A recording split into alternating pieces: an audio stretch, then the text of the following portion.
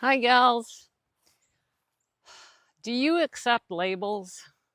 I'm just jumping right in here. Hi, I'm Becca. Welcome to the Strolls. I had a conversation this morning with a woman who listens to the snippets, the podcast, and is in my world.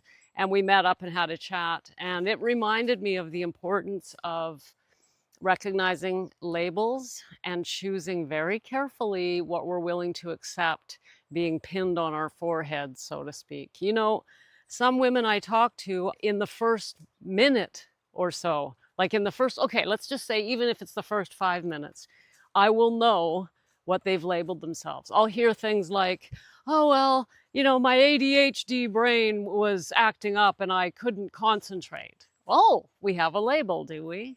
Right? What's the difference between a label and a diagnosis? That's what I'm often asked. Well, I think a diagnosis is a label, don't you? We go to the doctor or the counselor and we're told, you have this or you have that. That's a label. I've now been labeled. I now have adult ADHD. And no, I haven't been diagnosed with that. I'm just using it as an example because I hear it a lot lately. I'll tell you this much, if someone were to say to me, well, I think you've got adult ADHD, my reaction would be, oh, really? Yeah, I don't think so.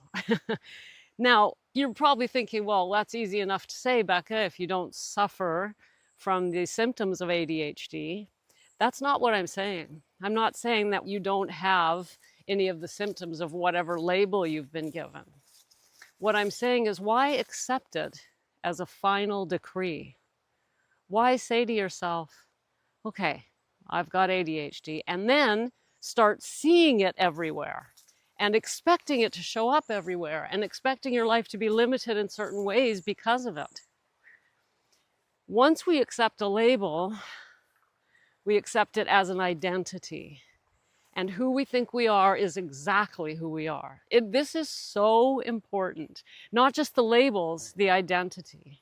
Am I suggesting that you ignore your doctor, ignore your counselor? No. I'm suggesting don't just accept it as the last word on the subject.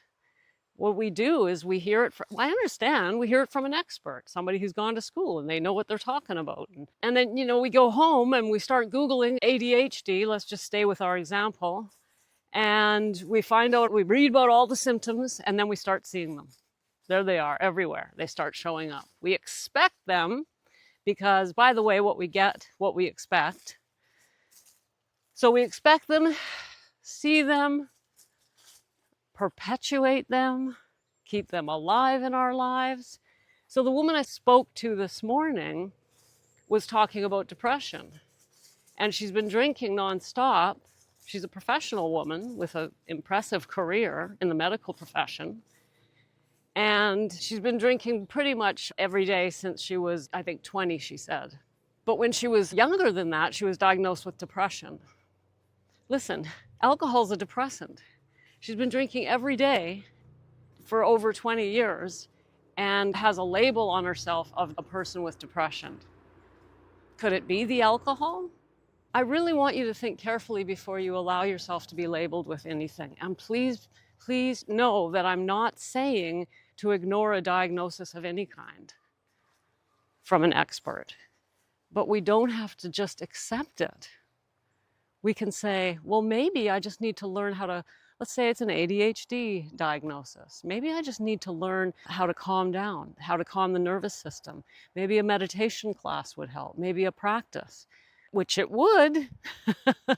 And by the way, did somebody out there say that it was a lifetime diagnosis, a label that we'll take to our grave? Well, we behave that way. So I really hope I've encouraged you to at least resist the temptation to just accept whatever's given to you and take more control of your life, right? Am I depressed or am I drinking too much? Am I depressed or have I just accepted that as a label for so long that I figure it's part of who I am? Anyway, you get the point. And the same, of course, goes for alcohol-related labels. See you next time.